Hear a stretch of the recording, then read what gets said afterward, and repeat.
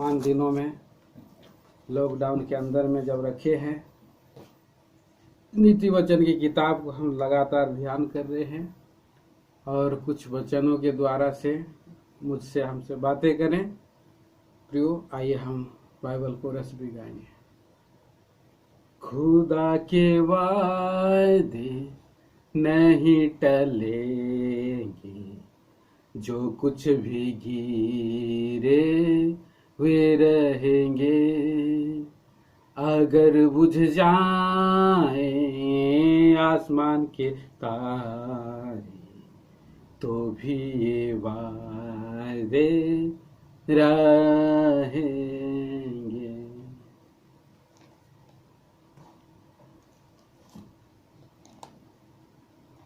नीति वचन उसका 23 अध्याय को हम लगातार हम ध्यान कर रहे हैं। आज हम 25 अध्याय में आए हैं। पूरे अध्याय में 1 से 28 पद तक है।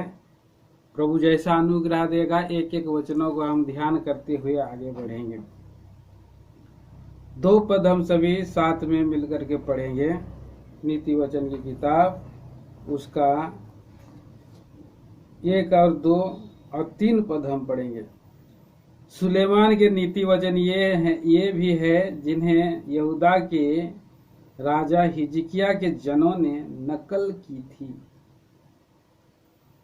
परमेश्वर की महिमा गुप्त रखने में है, परंतु राजाओं की महिमा गुप्त बात का पता लगाने से होती है। स्वर्ग की ऊंचाई और पृथ्वी की गहराई और राजाओं का मन, इन तीनों का अंत नहीं मिलता। प्रियो, यहाँ पर हम देखते हैं 3 बातें, 3 पद पढ़ा हमने और 3 पद में यहाँ प्रभु का वचन हम पढ़ते हैं और पढ़ा है, क्योंकि प्रभु सृष्टिकर्ता परमेश्वर की महिमा गुप्त रखने में है। परमेश्वर गुप्त रखने में अपने राजाओं की महिमा गुप्त बात का पता लगाने से होती है। तो प्रिय भाई बहनों, यहाँ पर इस बात को हम देखते हैं कि परमेश्वर ने जो बड़े बड़े काम किए हैं और जो आश्चर्य काम परमेश्वर ने किया है, और वो अनादि काल से अनंत काल तक के लिए है, तो हम उनके वचनों को हम उसकी खोज करेंगे। हम परमेश्वर के कामों को और परमेश्वर को तो हम खोज नहीं सकते हैं। मनुष्य के ज्ञान के परे जो है ये परमेश्वर का काम, अद्भुत काम और सृष्टि पर है, अनसर्चेबल है। और इसलिए व्यवस्था विवरण की किताब में हम पढ़ते हैं, यहाँ पहले हम आयुब की किताब में हम देखते हैं 5 अध्याय का 9 वचन में, आयुब की किताब और उसका 5 अध्याय का 9 वचन में ऐसा लिखा है कि वह तो ऐसे बड़े काम करता है जिसकी था नहीं लगती, वह इतने आश्चर्य काम करता है जो गिने नहीं जाते। तो परमेश्वर का काम इतना डीप है, इतना गहरा है, बड़ा है और बड़ा विशाल परमेश्वर है और विशाल उसका काम है। और प्रियो उसकी जो काम है गहराईता इतना है जिसकी था नहीं लगती। जो मनुष्य समुद्र में उसकी गहराई को नापता है, तो उसके अंदर में की गहराई को भी बहुत लोगों ने आज तक नहीं नाप पाया। उसकी गहराई और उसकी ऊंचाई भी जो है, ऊंचाई आकाश में जो काम किया है और जो काम जो परमेश्वर किया है आकाश और पृथ्वी में चारों ओर जो काम किया है, उन कामों जो है परमेश्वर की महिमा करती है। सारी पृथ्वी पर परमेश्वर इस सृष्टि को बना, इसलिए सारा सृष्टि परमेश्वर का गौरव है। जब हम उसके हाथों के काम को देखते हैं और उन कामों को देख करके मनुष्य जो है आश्चर्य से अपना उंगली चबा लेता है। उंगली दाऊद चबाता है, उंगली बोलता है। देखिए यहाँ पर हम भजन संहिता के 8 अध्याय में पढ़ते हैं, उसका पहला वचन में, हे यहोवा हमारे प्रभु, तेरा नाम सारी पृथ्वी पर क्या ही प्रतापमय है। तूने अपने वैभव स्वर्ग पर दिखाया है। तूने अपने बैरियों के कारण बच्चों और दूध पियों के द्वारा सामर्थ की नींव डाली है। ये सारा प्रभु का आश्चर्य काम है। और आगे हम इसको हम पढ़ते हैं, जब मैं आकाश को तेरे हाथों का कार्य है और चंद्रमा और तारागण को जो तूने नियुक्त किए हैं देखता हूँ।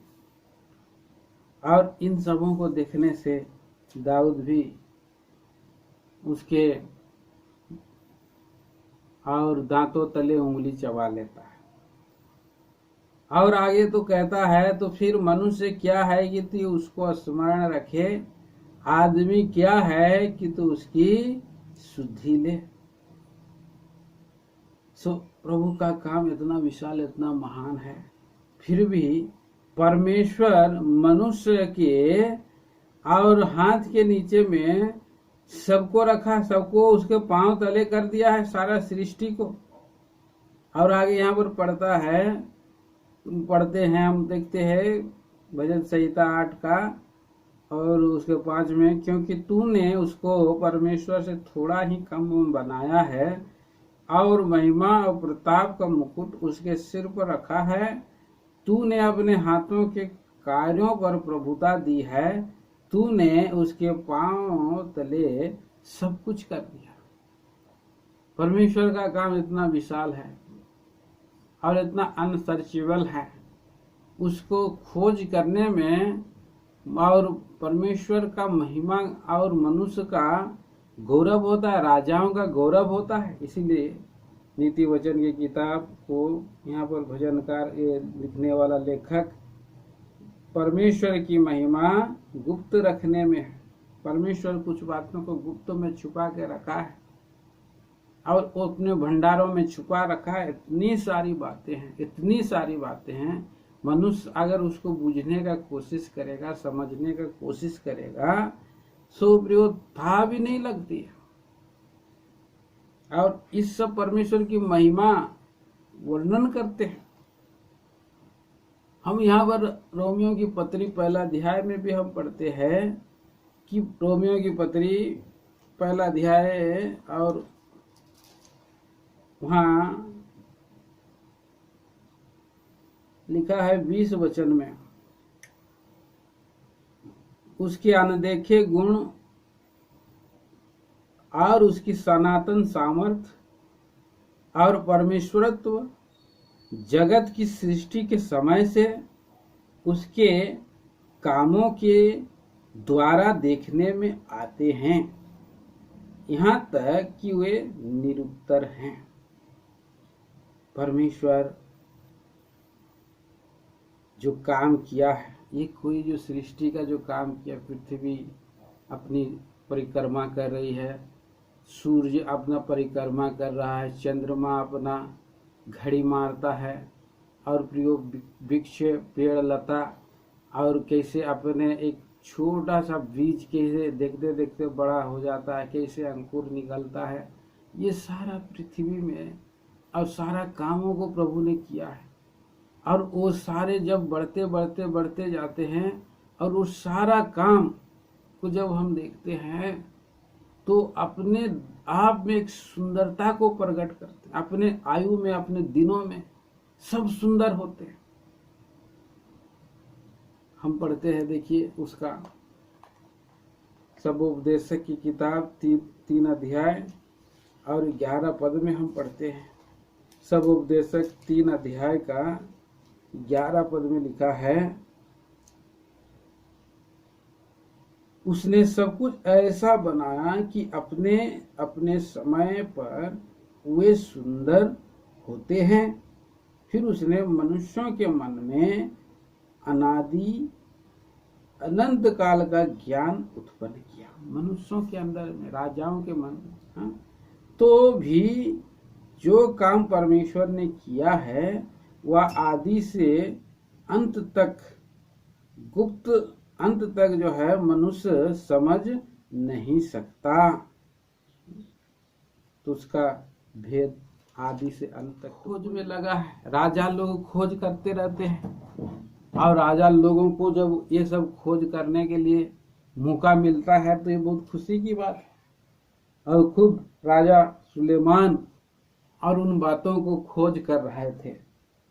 राजा सुलेमान खोज कर रहे थे उन बातों को, और इसलिए पहला राजाओं की किताब में 4 अध्याय में हम पढ़ते हैं।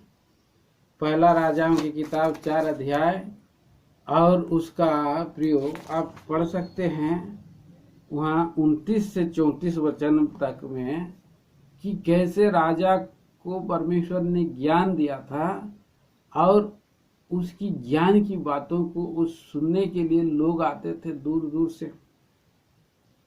कैसे सिस्टम से सब कुछ उसने जो है बनाया। मैं उस वचनों को पढ़ देता हूँ, और अब ध्यान से सुनिए उसको।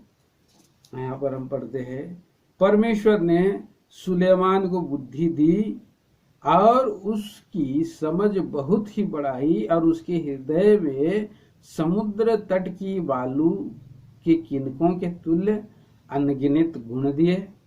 और सुलेमान की बुद्धि पूर्व देश के सब निवासियों और मिस्रियों को भी बुद्धि से बढ़कर थी। वह तो सब मनुष्यों से वरन एतान, एजरेही और हेमान और माहौल के पुत्र कलकोल और दरदा से भी अधिक बुद्धिमान थे। उन दिनों के बुद्धिमानों से उनकी कीर्ति चारों ओर फैली। सुलेमान की कीर्ति चारों ओर फैली और की सब जातियों में फैल गई। उसने 3000 नीति वचन कहे, उसके 1005 गीत भी हैं। फिर उसने लबानोन के देवदारों से लेकर भीत में से उगते हुए जुफा तक के सब पेड़ों की चर्चा की, और पशुओं, पक्षियों और रेंगने वालों, जंतुओं और मछलियों की चर्चा की। और देश देश के सब लोग, पृथ्वी के सब राजाओं की ओर से उन्हें सुलेमान की बुद्धि की कीर्ति सुनी थी, और उसकी बुद्धि की बातें सुनने को आया करते थे। तो इस तरह से हम देखते हैं प्रियो कि किस तरह से और उसको परमेश्वर ने बुद्धि दिया, और सर्च किया, खोज किया, सब बातों को खोज कर करके और पता लगाया, और उसने महिमा। इसलिए हमने पढ़ा नीति वचन की किताब 25 अध्याय में परमेश्वर की महिमा गुप्त रखने में है, और राजाओं की महिमा गुप्त बातों का पता लगाने में है। और जो परमेश्वर जो है और उनको पता देता है, पता लगाने के लिए भी सामर्थ्य देता है। तो बहुत सा बातें हैं पृथ्वी पर, स्वर्ग के नीचे में, पृथ्वी के ऊपर में, और इन सब बातों का, भेदों का मनुष्य खोज कर रहा है, सर्च कर रहा है। नई नई जगह में जाना, नई बातों को ढूंढना, खोज करना। मृत्यु के बाद क्या है मनुष्य को पता नहीं है। जो हम देखते हैं कि व्यवस्था विवरण 29 अध्याय का 29 पद में लिखा है, व्यवस्था विवरण की किताब 29 अध्याय का 29 पद में, गुप्त बातें हमारे परमेश्वर यहोवा के वश में है, पर जो प्रकट की गई है वह सदा के लिए हमारे और हमारे वंश के वश में रहेंगी, इसलिए कि इस व्यवस्था की सब बातें पूरी की जाए। आज भी बातें जो सृष्टिकर्ता ने रखा है गुप्त में, वो परमेश्वर के वश में है। उन बातों को परमेश्वर जब चाहे, जिसको चाहे प्रकट कर सकता है। छोटी बातों से लेकर के बड़ी बातों को परमेश्वर के हाथ में है और अपने अपने समय पर लोगों को अनुभेदों को प्रकट करने के लिए भविष्य की बातें, वर्तमान की बातें, गुप्त बातें और प्रभु के वश में है। वही भेदों का प्रकट करता है, भेदों का खोलने वाला वही है। इस बात को देखिए, यहाँ दानियल भी कबूल करता है, दानियल भी मानता है। दानियल की किताब उसका 2 अध्याय में, और दानियल इस तरह से वो प्रभु की गुणानुवाद कर रहा है और महिमा कर रहा है। यहाँ पर लिखता है 2 अध्याय और 19 वचन में, 19 से हम आगे पढ़ेंगे। तब वह भेद दानियल को रात के समय दर्शन के द्वारा प्रकट किया गया। तब दानियल ने स्वर्ग के परमेश्वर का यह कहकर धन्यवाद किया, परमेश्वर का नाम युगानुयुग धन्य है, क्योंकि बुद्धि और पराक्रम उसी के हैं। समयों और ऋतुओं को वही बदलता है, राजाओं का अस्त और उदय भी वही करता है। बुद्धिमानों को बुद्धि और समझ वालों को समझ भी वही देता है। वही गूढ़ और गुप्त बातों को प्रकट करता है। वह जानता है कि अंधियारे में क्या है और उसके संग सदा प्रकाश बना रहता है। आगे कहता है, हे मेरे पूर्वजों के परमेश्वर, मैं तेरा धन्यवाद और स्तुति करता हूँ, क्योंकि तूने मुझे बुद्धि और शक्ति दी है, और जिस भेद का खुलना हम लोगों ने तुझसे मांगा था, उसे तूने मुझ पर प्रकट किया। मेरे प्रिय भाई बहनों, और यहाँ पर भेदों का प्रकट, दानियल को वर्तमान, उस समय और भविष्य काल की बातों को, भेदों को उसने खोला है, प्रकट किया है। 4 राजाओं के बारे में उसने जो सपना देखा था नबूकदनेस्सर राजा, और एक बड़ी मूर्ति देखी थी, बड़ी मूर्ति जिसका सिर सोने का था और जिसकी धड़ छाती चांदी की थी और पेट से लेकर के जांग तक पीतल की थी, और उसके बाद जांग से लेकर के नीचे तक और पांव के टखनों तक, और वो जो है लोहे की थी, और जो पांव की उंगलियां थी कुछ लोहे की और कुछ थी मिट्टी की। और उसके भेद का, उस सपना का भेद, सपना भी बताना है और उसको भेद भी बताना है। तो ये राजा हैरान हो गया, परेशान हो गया जब सपना देखा तब, और उसको बिल्कुल जो है घबराहट हो गया, मन व्याकुल हो गया, उसका भेद को कैसे समझूं। और उसने राज दरबार बैठाए और ज्योतिषियों को, तंत्रियों को, कसदियों को और बात पूछी। राजा ने ये पूछे कि मेरा सपना को भी बताओ और उसका मतलब को भी बताओ। अगर नहीं बताओगे तो घूरा किया जाएगा, घर नाश किया जाएगा। राजा हैरान, लोग हैरान थे। उन्होंने कहा, लोगों ने ये बातें सुनी तो उन्होंने कहा, जो बात राजा पूछता है वह अनोखी है, और देवताओं को छोड़कर जिनका निवास मनुष्यों के संग नहीं है और कोई दूसरा नहीं जो राजा को यह बता सके। प्रियो, ऐसा कोई भी मनुष्य नहीं बता सकता है, और मैंने जो सपना देखा है वो आप नहीं बता सकते हैं, और आपने जो कुछ सपना देखा है वो मैं नहीं बता सकता।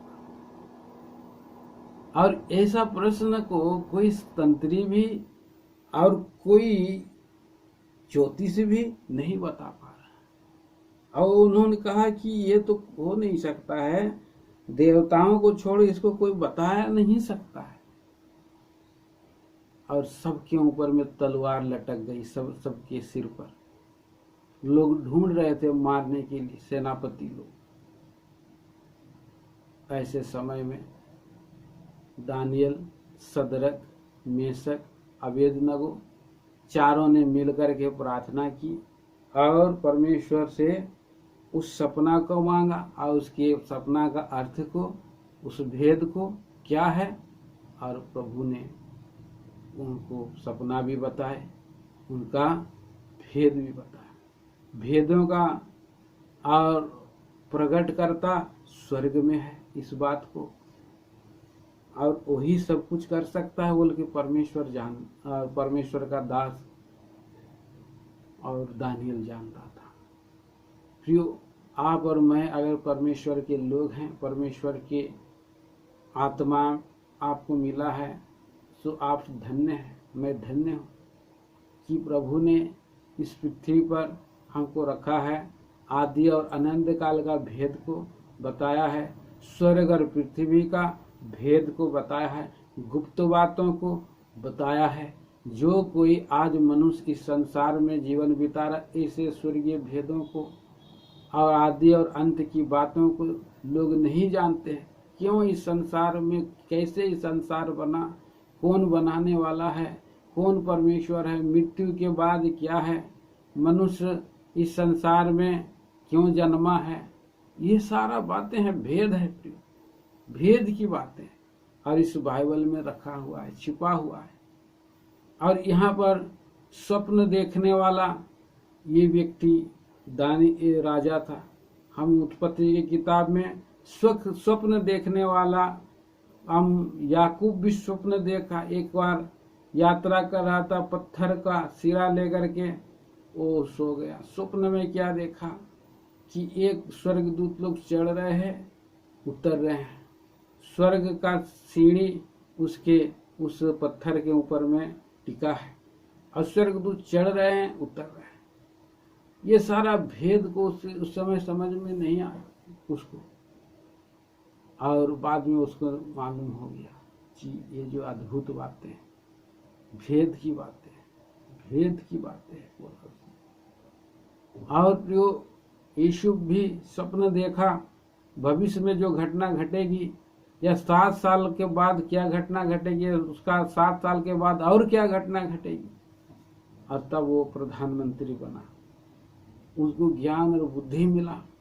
राजा केवल गद्दी को छोड़ करके मिस्र देश में बड़ा था, लेकिन सबका काम और दानियल यूसुफ ने किया था, क्योंकि परमेश्वर का आत्मा ही है जो वो भेद को खोल सकता है, प्रकट कर सकता है। और आज आप उस परमेश्वर का आत्मा को पाने के लिए, परमेश्वर एक और भेद खोल रहा है, एक और भेद प्रकट करता है। और वो भेद कैसे प्रकट होता है प्रियो? सुसमाचार के द्वारा प्रकट होता है, जो आदि और समयों से गुप्त रहा। हम पढ़ते हैं उसको कुलुसियों की पत्री में, कुलुसियों की पत्री उसका पहला अध्याय का और पौलुस प्रेरित यहाँ पर वर्णन करते हैं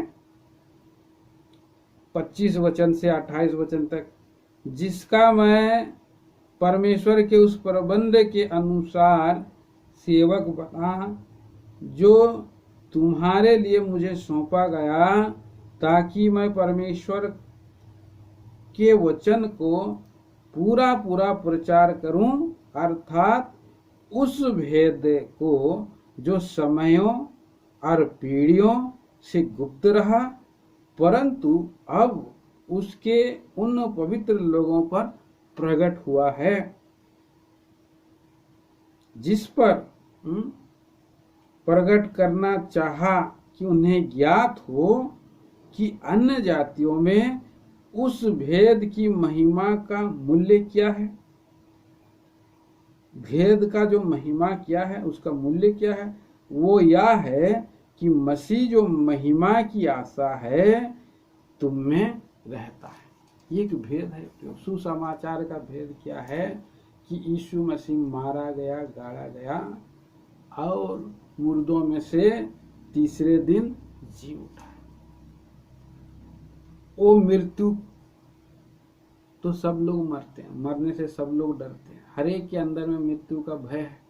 कोई भी मरना नहीं चाहता, चाहे वो 120 साल का हो, चाहे 90 साल का हो। फिर बूढ़े होते हैं, बच्चे, जवान होने के लिए लोग कोशिश कर रहे हैं। सो आज हम देखते हैं, यहाँ पर हम देखते हैं कि आज मनुष्य वो भेद को, जो मृत्यु के बाद क्या है, कोई नहीं जानते। लेकिन प्रभु यीशु मसीह मृत्यु को नाश किया और जीवन और अमरता को प्रकाशमान कर दिया, लेकर किया। आज मनुष्य के जीवन में मृत्यु का डर को निकाल दिया, मृत्यु का डंक को तोड़ दिया। ये बड़ा भेद है। और इन बातों की खोज करने के लिए लोग, बुद्धिमान लोग लगे हैं, और वो गुप्त में है, वो मसीह यीशु में छुपा है, गुप्त बात है। और आज ये भेद प्रकट किया गया है। तो इस भेद को आप जाने और यीशु मसीह को अपना निजी उद्धारकर्ता ग्रहण करें। वही सारा भेदों को खोलता है, समय और कालों को वही निर्धारित करता है। तो हम देखते हैं कि तो उसके बाद परमेश्वर का आत्मा आपको आएगा और गुप्त बातें, भेद बातें, जैसे दानियल का, जैसे यूसुफ का अंदर में प्रकट किया, भविष्य में क्या क्या होगा, मुझको और आपको भी वो प्रकट करता है। उसकी बुद्धि अगम्य है, अपनी बुद्धिमती के साथ वो सब कुछ करता है। सो आइए हम लोग उस आगे बढ़ेंगे, वचनों को हम ध्यान करेंगे इस तरह से। नीति वचन 25 अध्याय, नीति वचन की किताब 25 अध्याय, और हम आगे बढ़ेंगे। लिखा है, चांदी, 3-4 वचन, चांदी, 4 और 5 पढ़ेंगे। चांदी में से मैल दूर करने पर वह सुनार के लिए काम की हो जाती है। राजा के सामने से दुष्ट को निकाल देने पर उसकी गद्दी धर्म के कारण स्थिर होगी।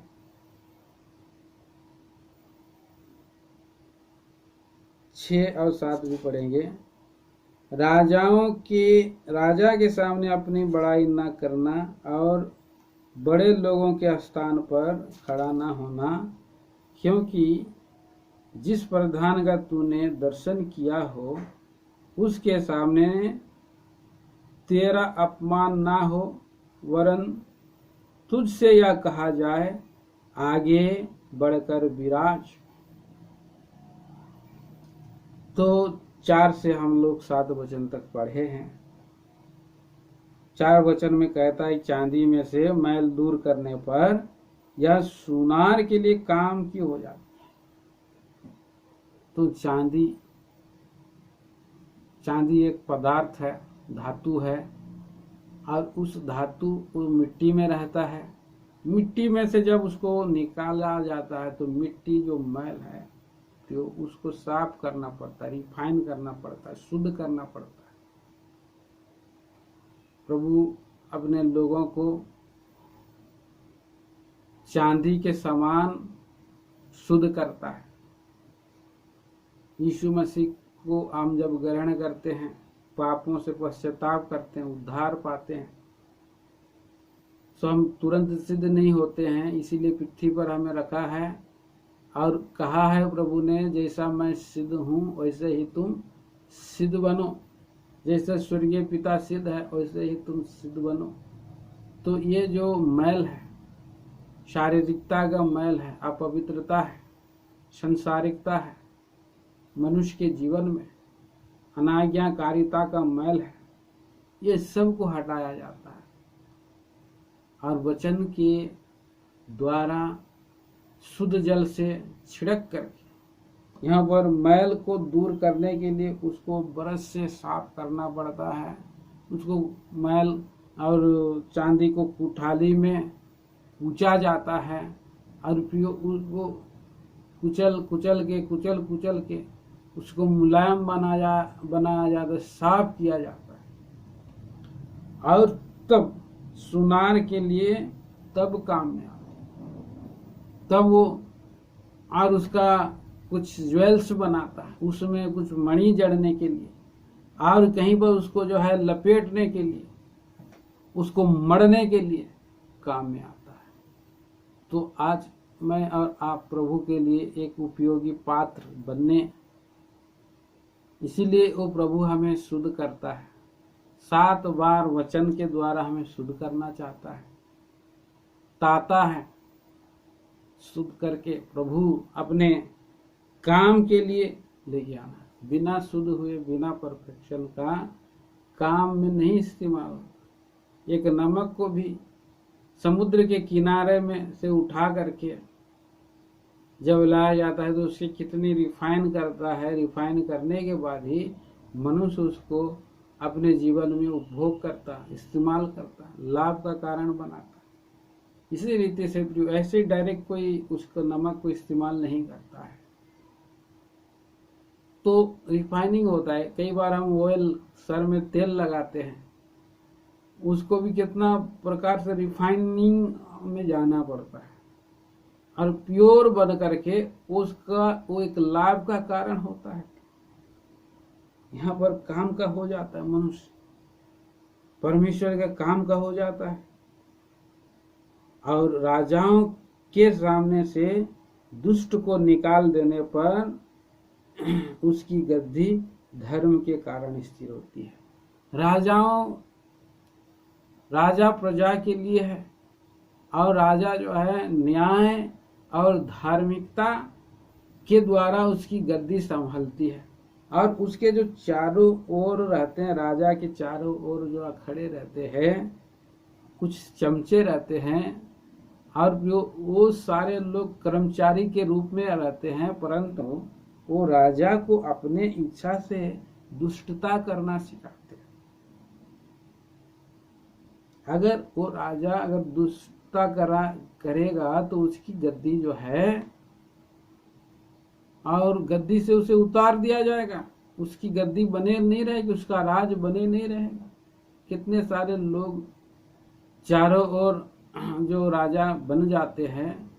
हमारे आज एक जगह में एक मंत्री थे और मंत्री बने, हो जीत करके प्रजा ने उनको मंत्री बना दिया, मुख्यमंत्री भी बने हो, लेकिन जो उसके आसपास में थे वो व्यक्ति लोगों ने दुष्टताई किया और बहुत सा बातों में घोटाला कराने के लिए उनको सम्मति देते थे, जिसके द्वारा से मंत्री का और राजपाट चला गया। कुछ दिन के बाद वो जेल में भी चले गए। तो इसीलिए हम देखते हैं प्रियो, यहाँ पर दुष्ट जन को निकाल देने पर तभी उसकी गद्दी। दुष्ट जन एक मैल के समान है और वो मैल को साफ करने की आवश्यकता है। और आगे हम 6 और 7 वचन में पढ़ते हैं, राजा के सामने अपनी बड़ाई ना करना, बड़े लोगों के स्थान पर खड़ा ना होना, क्योंकि जिस प्रधान का तूने दर्शन किया हो वह उसके सामने तेरा अपमान ना हो, वरन तुझसे यह कहा जाए आगे बढ़ करके विराज। जब बड़े लोग के बीच में हमें जाना है या बड़े लोग बीच में आ रहे हैं, राजा हो या बड़े हाकिम हो और प्रधान लोग हों, तो भी उनके सामने में आगे खड़े नहीं रहना है। घमंडता के कारण मैं भी कुछ बोलकर आगे नहीं खड़ा रहना है और आगे जाकर के अपने आप को प्रकट नहीं करना, दिखाना नहीं है। यह उत्तम विचार बड़े लोग जब देखते हैं और निर्भय होकर के बहुत लोग खड़े रह जाते हैं, बहुत सारे लोग जंगल के लोग मूर्ख हो जाते हैं, फिर हम देखते हैं, और जिसके कारण वो आगे आगे भी बढ़ जाते हैं। जिस प्रधान ने आपको निमंत्रण किया है हम पढ़ते हैं लूका 14 अध्याय का 8 से 10 वचन। लूका सुसमाचार उसका 14 अध्याय का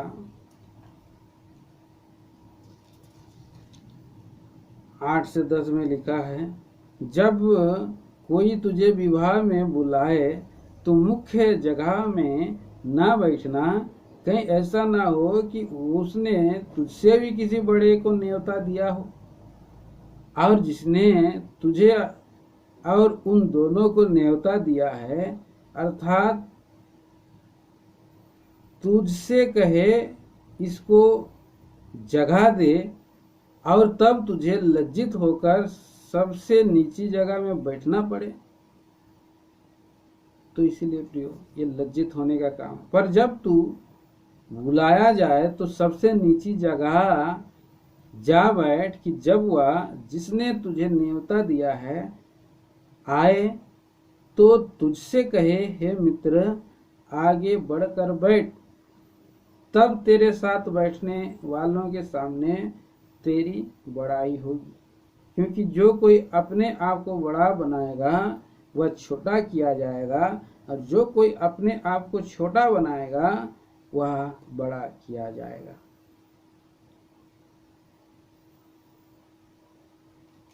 तो मेरे प्रिय भाई बहनों, यहाँ पर हम देखते हैं कि कैसे महिमा और आदर मिलती है, स्वयं से नहीं मिलती है। परमेश्वर की ओर से महिमा मिलना बड़ी बात है। लोग प्रधान के बीच में आप अगर महिमा का पात्र अगर बनना है तो ऐसा बनना है, ऐसा ना हो कि निरादर हो। क्योंकि जिस प्रधान का तूने दर्शन किया हो उसके सामने तेरा अपमान ना हो, वरन तुझसे यह कहा जाए आगे बढ़कर विराज, ऐसा कहा जाए। तो कई बार अपने राजा के सामने में अपनी बड़ाई, अपनी बड़प्पन नहीं दिखाना। बहुत लोग अपने मुंह में लोगों के सामने में अपनी बड़प्पन, अपना और सेखी बगाड़ते हैं, अपनी बड़ाई करते हैं। बड़े लोगों के बीच में खड़े होकर के, बड़े बुजुर्ग लोगों के साथ बैठ कर के गप्पे लगाते हैं और सोचते हैं कि हम भी बहुत बड़ा ज्ञानवान है, परंतु वो अपने आप को प्रकट करता है कि मैं मूर्ख हूँ, मैं मूर्ख हूँ, ऐसा प्रकट करता है। आगे हम पढ़ेंगे नीति वचन 25 अध्याय 8 वचन से 14 वचन तक हम पढ़ते हैं। झगड़ा करने में जल्दी ना करना, नहीं तो अंत में जब तेरा पड़ोसी तेरा मुंह काला करे तब तू क्या कर सकेगा। अपने पड़ोसी के साथ वाद विवाद एकांत में करना और पराये का भेद ना खोलना, ऐसा ना हो कि सुनने वाला तेरी भी निंदा करे और तेरी निंदा बनी रहे।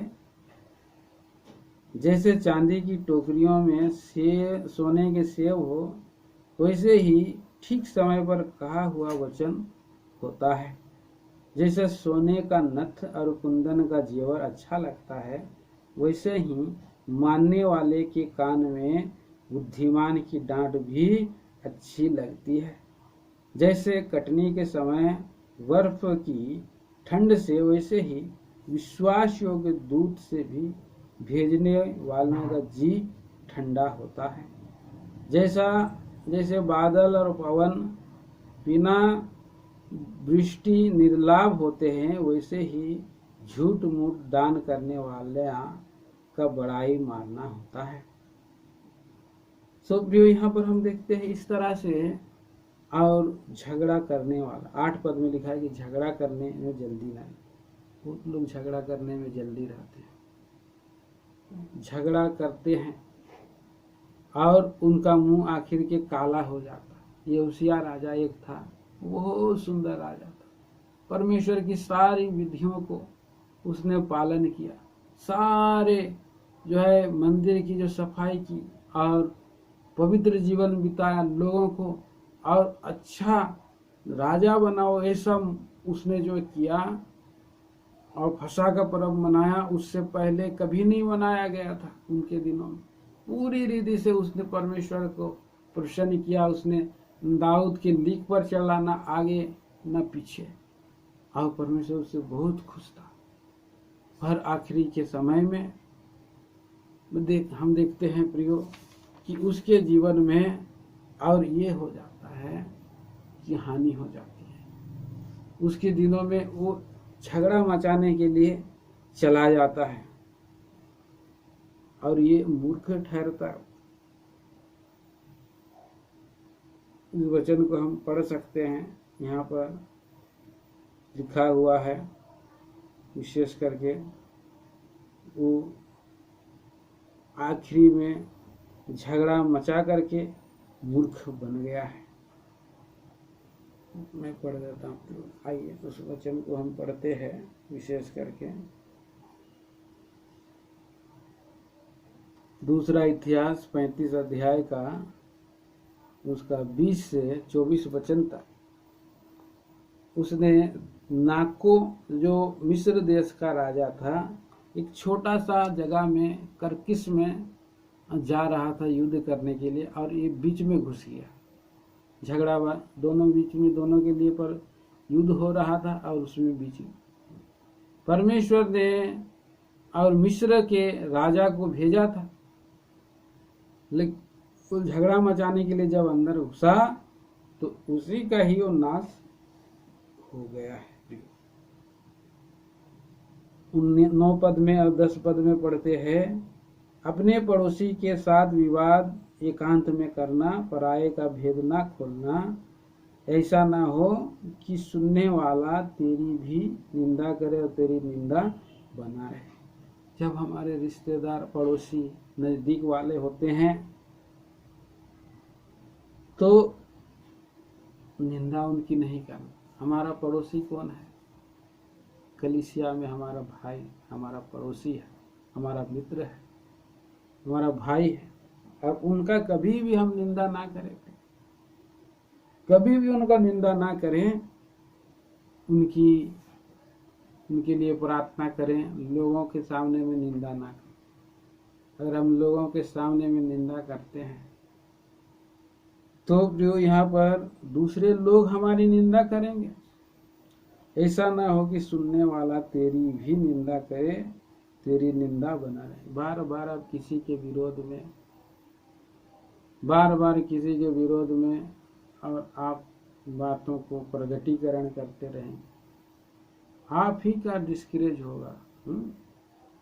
इसलिए हम पढ़ते हैं, 11 वचन हम पढ़ते हैं, जैसा चांदी की टोकरी में सोने का सेव हो, वैसे ही ठीक समय पर कहा हुआ वचन होता है। एक सही समय वचन, चुप रहने का भी समय है, बोलने का भी समय है, एक समय रहता है।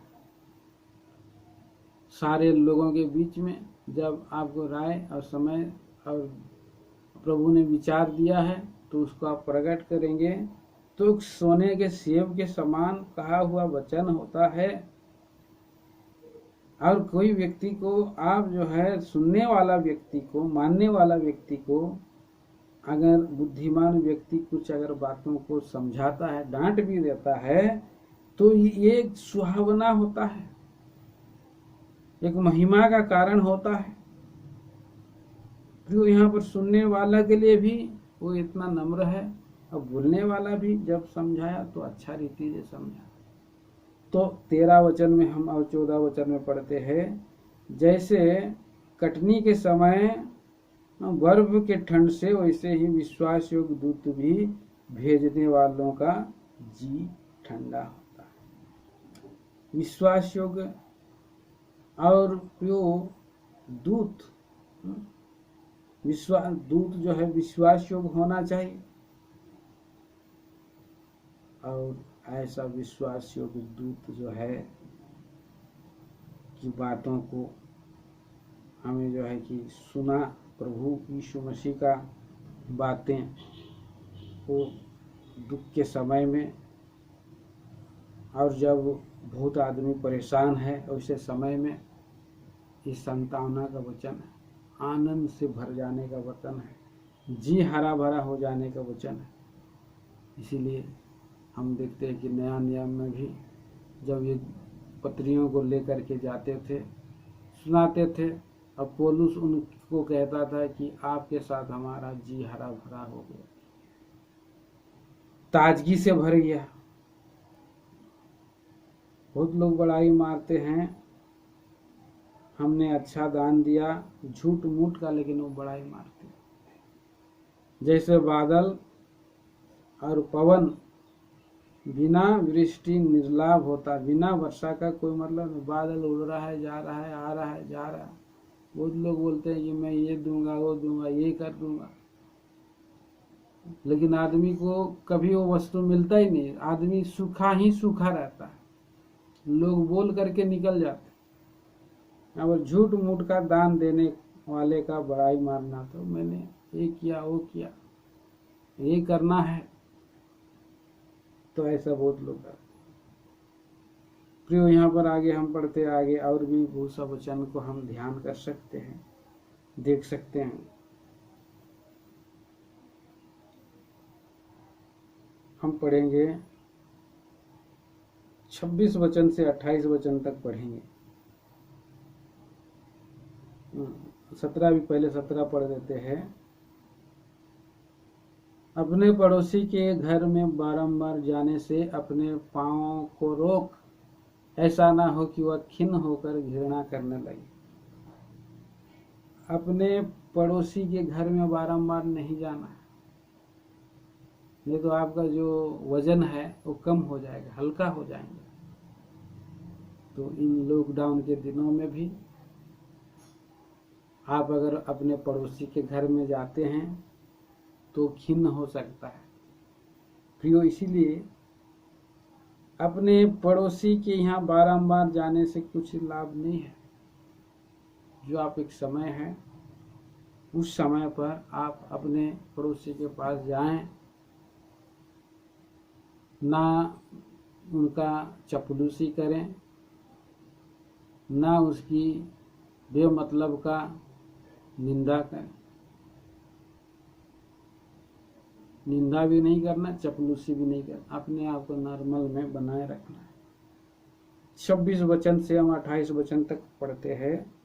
जो धर्मी दुष्ट के कहने में आता है वह गंदले सोते और बिगड़े हुए कुंड के समान है। तो एक धर्मी व्यक्ति, आप देखिए बिलाम के बारे में, वो धर्मी व्यक्ति था, लेकिन बालाक जो राजा था वो मिद्यानियों का कामोश देवता को मानता था, और वो दुष्ट इच्छा से इस्राएली लोगों को श्राप देने की इच्छा से वो पहुंचा था उधर, बुलाया था उसको। धर्मी व्यक्ति, कई बार धर्मी लोगों को दुष्ट लोग बड़े प्रेम से दान दशमांश की लुभावनी बातों को दे करके और उनको बुलाते हैं, और वे धर्मी लोग आ भी जाते हैं। परंतु यहाँ पर लिखा है कि जो आते हैं वो व्यक्ति के किसके समान है? गंदले सोते और बिगड़े हुए कुंड के समान। गंदले सोते से गंदला पानी अगर पिया जाएगा तो मनुष्य का जीवन में क्या होगा? बीमारी आएगी, दुर्बलता आएगी, जहर के समान होगा, बिगड़े हुए कुंड के समान है वो। इसलिए प्रार्थना कर गए भाई बख्श सिंह, कहीं भी जाते थे, सेवा करते थे, और उनकी सेवा में प्रभु आशीष देता था। दूसरी जगह में नहीं गए, धन दौलत के लिए नहीं गए, जहां पर प्रभु का वचन का कोई मूल्यता नहीं है वहां नहीं गए।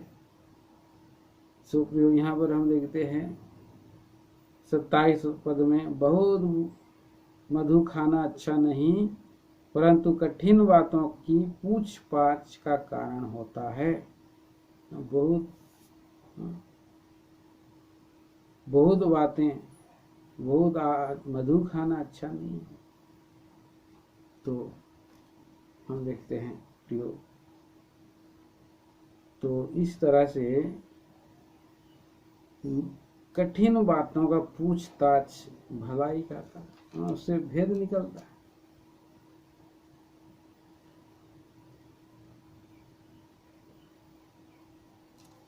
प्रभु हमें दया करें। आखिरी में 28 वचन हम पढ़ते हैं।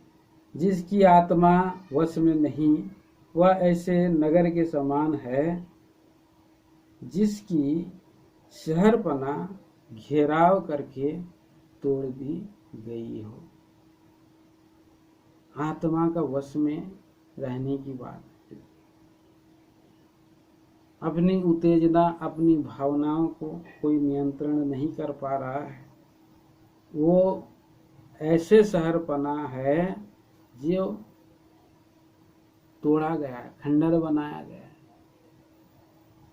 तो बाड़ों को तोड़ा गया है। कई बार वर्तमान दिनों में हम देखते हैं मसीही जीवन, आत्मिक जीवन और आत्मिक जीवन में दरार हो गए हैं, अर्थात दरार क्यों गिर गए हैं, वाल गिर गया है, शहरपना गिर चुका है। सेपरेशन लाइफ मनुष्य के जीवन में नहीं है, पवित्र जीवन मनुष्य के अंदर में नहीं है। सुअरों ने बाड़ा को तोड़ दिया बोलता है भजन संहिता 80 में। वहां वो सुअर घुस आए, बाड़ा टूट गया है, गंदा मलिन चीजें आ रही है मनुष्य के जीवन में, और ऐसे बाड़ा को ठीक ठाक करना है। प्रभु से प्रार्थना करना, प्रभु बाड़ा बांधिए मुझे। आपने जो नया पुराना नियम में पर्दे लगाए थे, क्यों लगाए? पर्दे क्यों बनाए? सेपरेशन करने के लिए, अलग करने के लिए। संसार के साथ कोई नाता नहीं। तो बहुत सारे लोग पुलिस में जो रहते हैं, सैनिक जो रहते हैं, उनका कैंप शहर से बाहर इसीलिए होता है कि वो सिविलियन से अलग रहते हैं। उनका एक अलग उनकी और ये रहता है, पर्सनैलिटी रहता, उसके अनुसार वो चलते हैं। परमेश्वर की भी महिमा गुप्त में इसीलिए रहती है, गुप्त रह करके अपने लोगों को और आशीष देते हैं, भेंट में लगा। इतना गुप्त में रहते हैं, स्वर्गदूत भी उनके पास जाने से डरते हैं। और जब स्वर्गदूत भी उनको देखते हैं तो मुंह ढांप लेते हैं, बोलते हैं पवित्र पवित्र पवित्र सेनाओं का यहोवा पवित्र है। एक सीमा, एक बाड़ा को बना करके प्रभु चल रहे हैं, नहीं तो प्रभु की लोग में आदर करना छोड़ देंगे। अगर प्रभु का और उनकी जो है और प्रिय एकांत जीवन ना रहे, इसीलिए प्रभु हमें सहायता करे। प्रार्थना करेंगे, हमें भी एकांत में और पर्सनैलिटी जीवन के अनुसार चलने में सहायता करे। ऐसा ना कि शहरपना हमारा टूट जाए। इसका मतलब ये नहीं कि हम घमंड में पड़े रहे, परंतु प्रभु हमें सब विषय में और समझ बूझ और ज्ञान देते, अगुवाई करने में सहायता करें। प्रार्थना करेंगे। ईश्वर के पिता परमेश्वर राजा, हम धन्यवाद देते हैं, स्तुति करते हैं आपके महान विचार, सनातन विचार के लिए जो आपने दिया। प्रभु उसके द्वारा आपका मान हो, सहायता मदद करें, छोटी धन्यवाद ग्रहण करें। प्रभु मसीह यीशु के नाम में मांगते हैं, आमीन।